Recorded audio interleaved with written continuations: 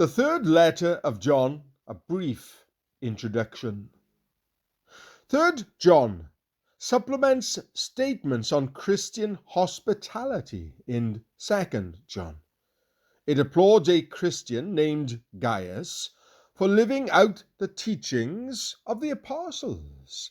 He had welcomed traveling Christian missionaries into his home, while condemning Diotrephes, a selfish church leader who not only refused to help these itinerant godly teachers, but also had slandered and opposed those who disagreed with him.